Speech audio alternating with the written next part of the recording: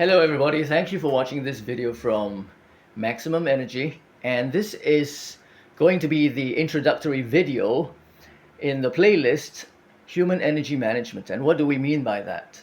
I first attended not only the workshop but also the training for trainers for the Human Performance Institute, and the premise that was taught to us was that managing energy, human energy, is far more important than managing our time, because we only have so much of human energy that we have garnered from the sleep that we had the previous night, the food that we ate, and the recreation, namely the kind of exercise that we did to build up our energy resources in our body. So that was the initial inspiration. In that workshop, they spoke about attributing or allocating more energy to the more important activities for the day. And I fully agree with it.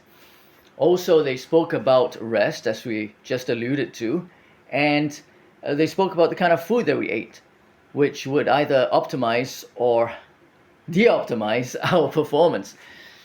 What I discovered in the ensuing years was a third very, very important factor. And that's what I've added to the Human Performance Institute curriculum material. And I'm going to share in large part on this in this playlist, because I discovered that emotional factors, psychological factors, play a huge role in the amount of energy we have available for a certain task or activity. Say you're nervous, you're anxious, you know your performance will be subpar because you're wasting too much energy being anxious or overly anxious.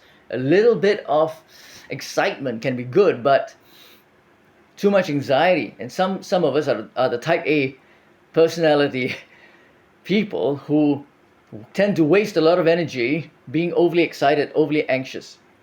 So that's one example. However, a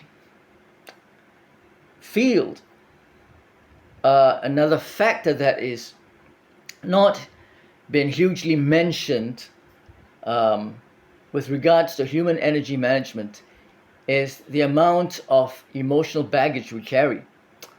And if you're going to tune out now, let me first share with you this. Just listen to me for the next 10 seconds. I did not believe what I'm about to share with you for 17 and a half years. Okay, I did not believe in it. Absolutely did not believe in it. So I first came across this idea of anger management and anger acknowledgement and anxiety management back in the year 2001, 2002, around there. And I rejected any proposition, any suggestion that anger in particular and anxiety as a secondary possible factor could create chronic pain. And why am I talking about chronic pain when this is about energy management? Because I have discovered that they are intertwined. This is a new discovery. Now, the first discovery I made was that anger that is not acknowledged can hugely create chronic pain. And in this playlist, which will probably consist of quite a number of videos on this subject, we will explore how this mechanism actually works. But not only is unacknowledged anger a possible cause, a very great possible cause for chronic pain, but it is also a very big factor in sapping or detracting from our energy levels.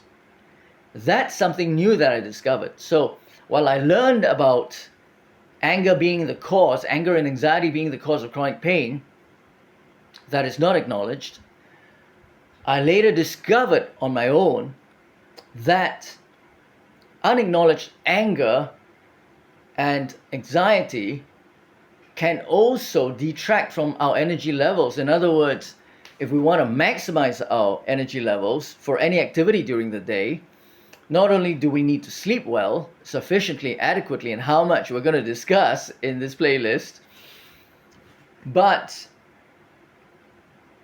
the amount of emotional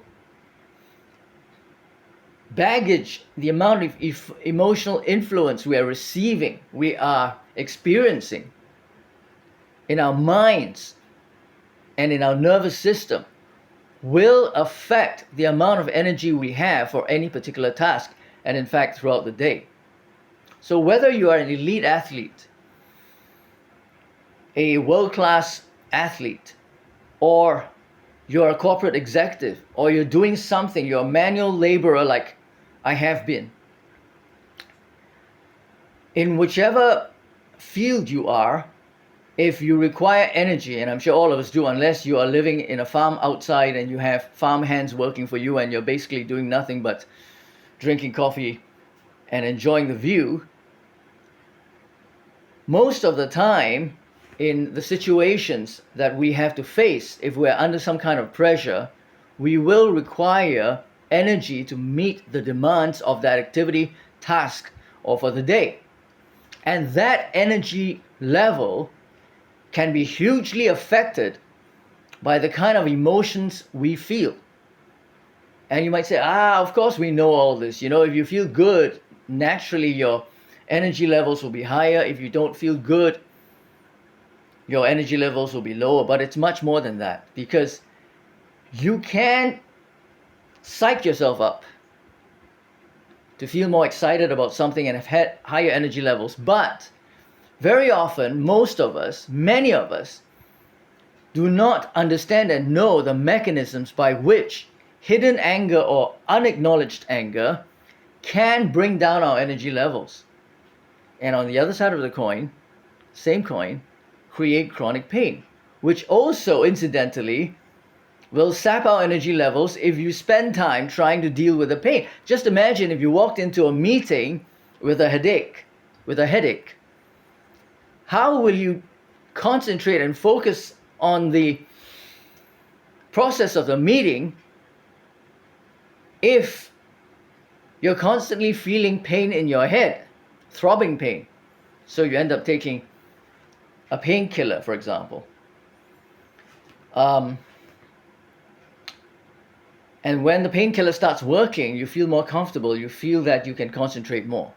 But that's pain that can be resolved taking a painkiller. But what if you've suffered from chronic pain in your leg, in your spine, in your neck, in your lower back, in your shoulder, and you've attributed this pain to a physical abnormality, dysfunction of the joint, the muscle, wherever it may be in your body, and you've run from one therapist to another, one orthopedic surgeon to another, one acupuncturist to another, one massage therapist to another, but you haven't been able to resolve the pain. What's going to happen? Are you going to keep popping your paracetamols, pills, in order to attend your meeting? So what is the possible root cause? Could it be some sort of myofascial issue? We will deal with that. You know that in this channel we deal with that. But I'll tell you, from my experience now, having worked on hundreds, literally hundreds of clients, that a huge number of chronic pain is most likely due to unacknowledged anger and or anxiety.